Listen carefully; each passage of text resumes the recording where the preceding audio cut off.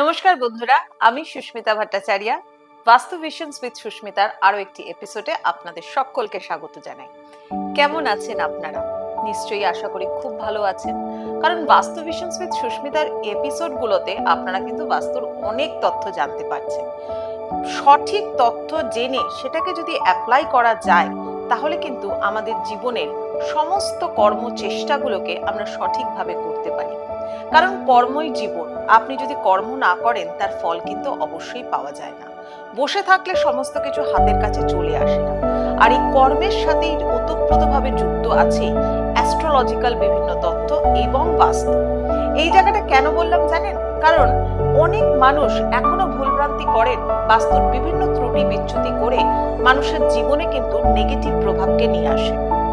ধরুন আপনার বাড়িতে প্রচুর অশান্তি চলছে, এত অশান্তির মধ্যে থাকেন আপনারা, অথচ বাড়ির মধ্যে যে আর্থিক অত্যন্ত অভাব চলছে তাও নয়, আর্থিক সচ্ছলই হয়তো আপনাদের পরিবারটা, কিন্তু বাড়িতে প্রচন্ড অশান্তি, একটা ইনার পিস আপনাদের মধ্যে কিন্তু নেই, মানসিক শান্তি আপনাদের মধ্যে নেই। বাড়িতে ছেলেমেয়েরা পড়াশোনা করছে, তাদের ইনপুট হয়তো ভালো রয়েছে, তারা যথেষ্ট চেষ্টা করছে, বাট রেজাল্ট কোথায়? রেজাল্ট কিন্তু পাচ্ছেন না। বা জীবনের বিভিন্ন পর্যায়ে যেখানেই আপনি কোনো কিছু ইনভেস্ট করতে যাচ্ছেন, অ্যাসেট প্রপার্টি তৈরি করতে যাচ্ছেন, টাকা পয়সা ইনভেস্ট করছেন, সেখানে দেখছেন পয়সা ইনভেস্ট হয়তো করলেন, কিন্তু কিছুদিনের মধ্যেই সেই কাজটা হয়তো ব্লক হয়ে গেল, বা আপনার টাকাটাও হয়তো সেখানে আটকা পড়ে গেল। এইরকম বিভিন্ন ধরনের অশান্তিকর পরিস্থিতি বাড়ির মধ্যে চলছে। অনেকে আমাকে প্রশ্ন করেন, বাড়িতে বাস্তুদোষ আছে কি করে, বুঝবো কি করে? দেখুন, বাড়িতে বাস্তুদোষ আছে কিনা সেটাকে বোঝবার জন্য কিন্তু এই বাস্তুর অনুষ্ঠানগুলো যদি একটু ফলো করেন বা দেখতে থাকেন, তাহলে কিন্তু অবশ্যই বুঝতে পারবেন বাড়িতে দোষ আছে কিনা।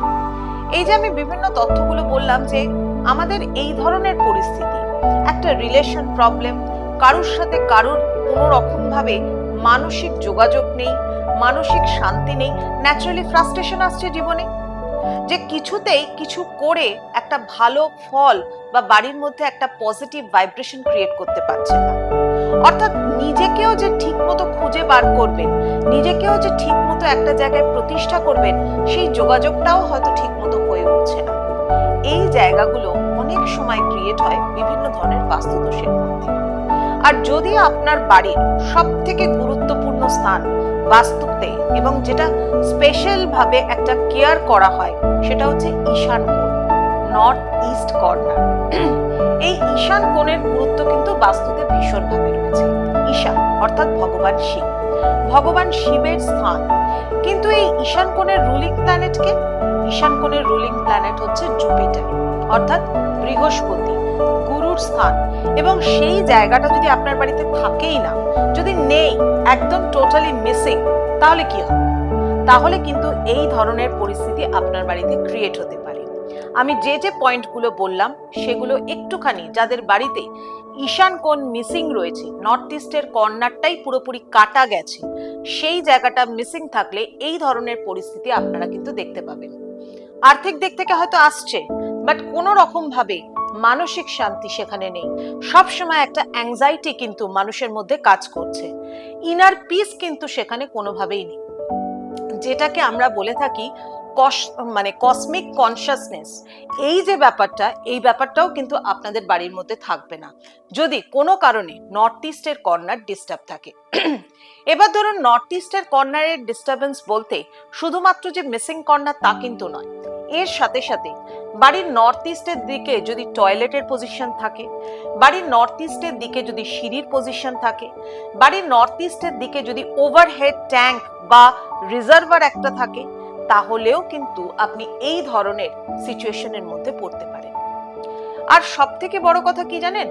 মানুষের জীবনের এই যে ফ্লো গুলো, মানুষের জীবনের যে এই নেগেটিভ ভাইব্রেশন গুলো কিভাবে আরো বেড়ে ওঠে জানেন?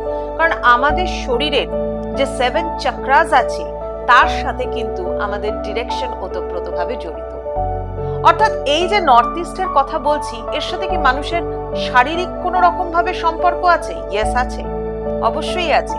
বাস্তু মানেই কিন্তু একটা ব্যাপার জানবেন, সেখানে কিন্তু একটা সায়েন্টিফিক ব্যাখ্যা থেকে যায়, যেখানে বলা হচ্ছে আমাদের শরীরের যে 7 চক্রাস আছে, তার মধ্যে সব থেকে যেটা ওপরের চাকরা অর্থাৎ একদম ক্রাউন প্লেক্সাসে যে চাকরাসটা বসে রয়েছে সেটা হচ্ছে সহস্রার চাকরা।